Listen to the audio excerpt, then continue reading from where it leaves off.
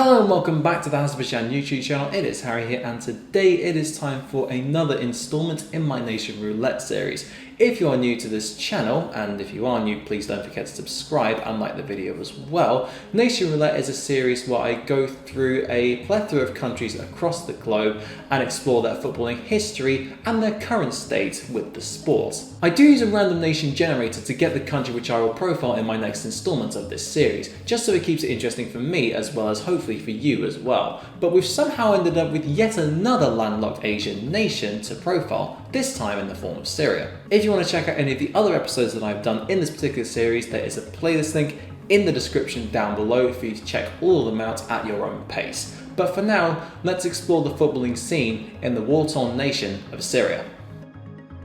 Syria is actually the first country from the Middle East to feature in this series, and it shares borders with Turkey, Iraq, Israel, Jordan and Lebanon. Apparently, Neanderthals were living in the region which we now know today as Syria over 1 million years ago during the Paleolithic period, and settlements have been known to exist from the 9th century BC. Skipping forward to more recent times, because an entire history of Syria could take about 15 minutes, even if done as succinctly as physically possible, it was mostly ruled over by the Ottoman Empire and Egypt between the 16th and 19th centuries before being put under a French mandate in 1920. It would take until the end of World War II for them to finally gain full independence, but ever since then, their political situation has become extremely unstable, especially in more recent times. Since 2011, the country has been plagued by an ongoing multifaceted civil war, which is too complex to cover in this particular video, but there are separate factions backing democracy, neutrality, and President Assad, in spite of Assad being well known to use methods of torture and bombing on his own civilians. This has led to over 7.2 million people being displaced and over 550,000 more being killed, with the population sinking from 21 million in 2010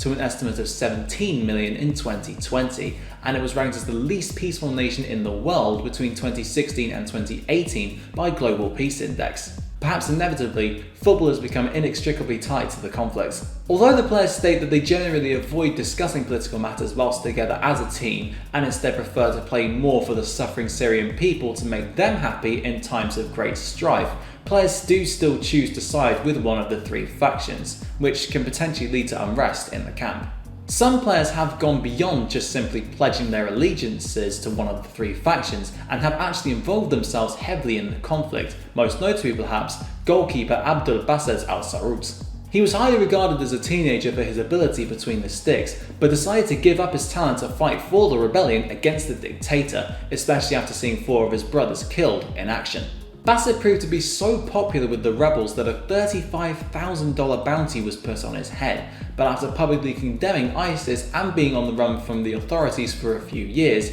he was shot dead in 2019 at the age of just 27. Another player killed at the hands of the rebels was Jihad Kassab, the former captain of Al-Kalama, who were based in the region of Homs before it was destroyed and deemed unsafe to host football matches. Kassab was arrested in 2014 and reportedly tortured to death in 2016, aged 41. Another goalkeeper, Mossab Balhous, was jailed in 2011 after being accused of sheltering armed rebels and hoarding money by the government, although he would be let out before too long and did eventually return to playing for the national team, winning 86 caps in all before retiring from international football in 2016. As a result of the crisis, the national team have been forced to play their home games away from Syria and in Jordan instead since 2010, with FIFA having banned them from hosting games whilst the conflict was ongoing. Stadiums have been irreversibly damaged, financial situations at clubs are dire, with many instances of players not having been paid their wages during the early years of the conflict,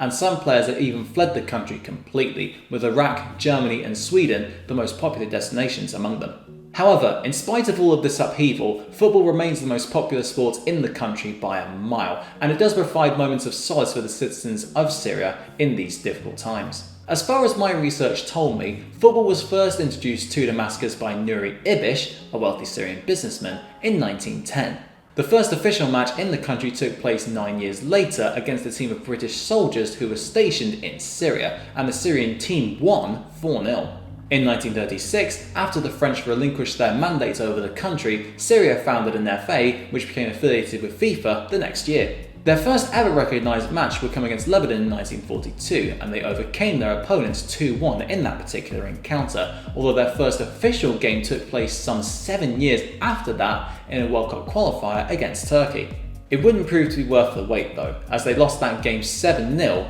and promptly withdrew from the competition. Up until 1982, the nation had only attempted to so much as qualify for the World Cup on just 3 occasions, those coming for the 1950 tournament as previously mentioned, the 1958 finals in Sweden, in which they lost 2-1 on aggregate to Sudan, and the 1974 edition in West Germany, when they finished 2 points behind Iran in their qualifying group, and were thus eliminated. However, although they have attempted to qualify for each edition of the finals since 1982, they are still yet to make it to FIFA's showpiece event, even being disqualified in 2014 for fielding an ineligible player in their 2-legged tie with Tajikistan, which they originally won 6-1 on aggregate, but then had to forfeit and lost 6-0 on aggregate instead. They have come very close to making it on 2 separate occasions during this time frame, with their attempt for the 1986 finals in Mexico the closest of all, as they were eliminated at the final hurdle by Iraq, who were themselves in the midst of a golden generation at that point, albeit one led by the despotic Uday Hussein.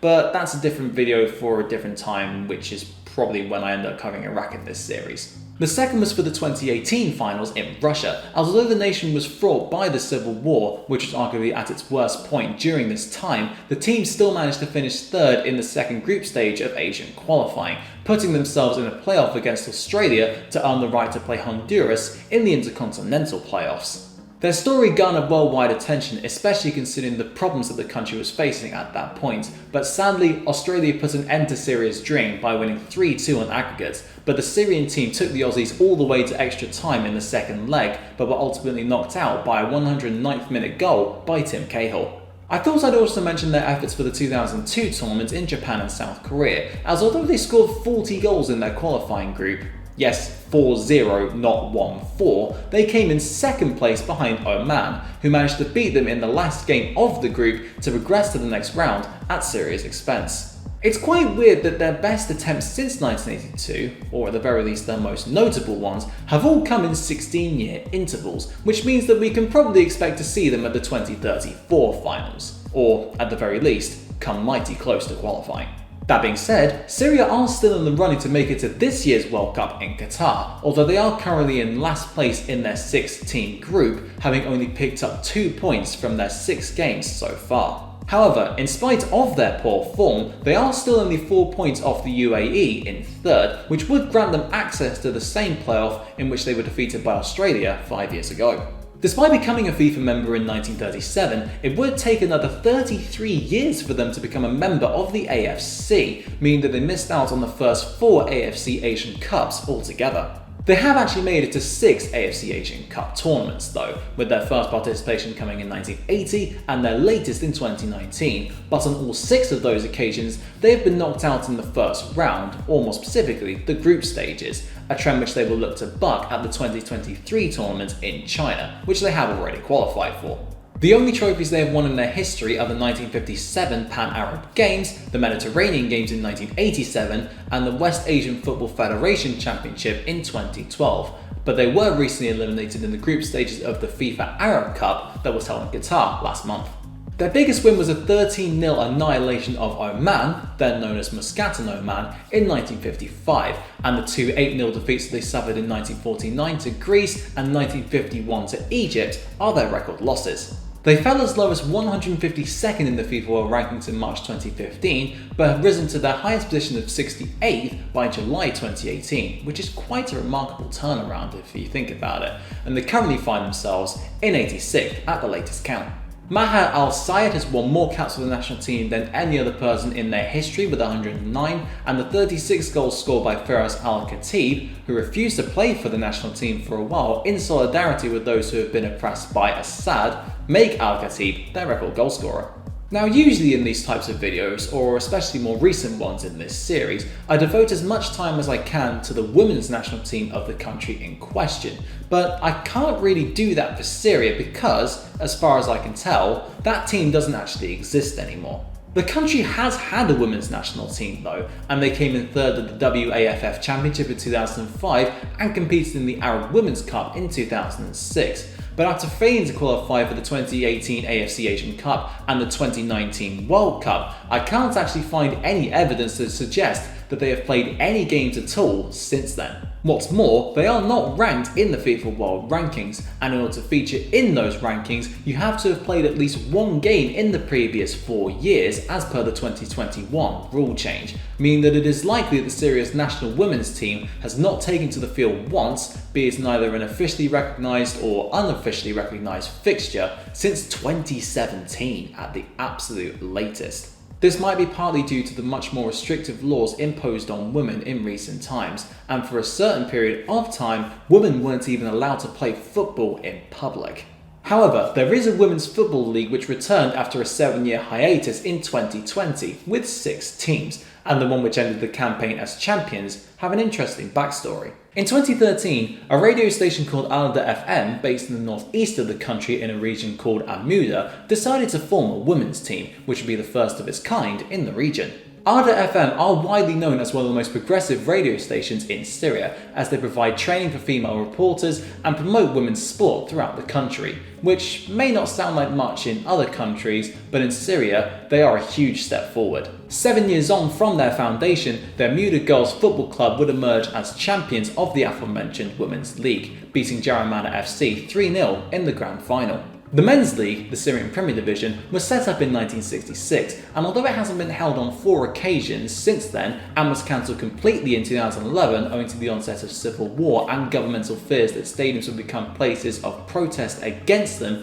it has continued on uninterrupted for the last 11 years, in spite of the chaos unfurling around it. Each season sees 14 teams compete to either win the title and gain access to the AFC Champions League, the only team from the nation who can compete in that competition, or avoid relegation, with 2 suffering that fate each year. Al-Jaish, the club of the army, are by far and away the most successful team in the history of the league, having won it 17 times to date, most recently in 2019. That is more than double the tally of second place Al-Kanama, but Al-Kanama are the only Syrian team to have ever reached the final of the AFC Champions League, although they lost to Jeonbuk Hyundai Motors in the showpiece event in 2006. Clubs based in heavily war-torn regions such as Homs and Aleppo have inevitably suffered in recent times, with teams from Damascus such as Al-Jaish having dominated as a result of the conflict and the regions around them collapsing. However, Latakia-based Tishrin have won the last 2 league titles and are currently level on points at the top of the Syrian league with Al-Withba, with a game in hand.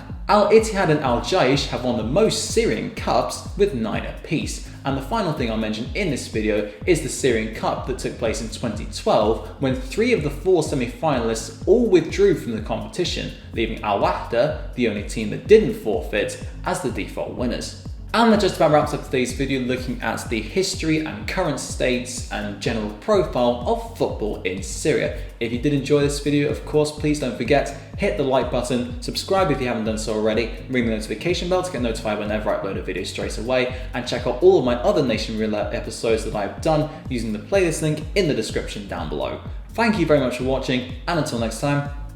I'll see you then.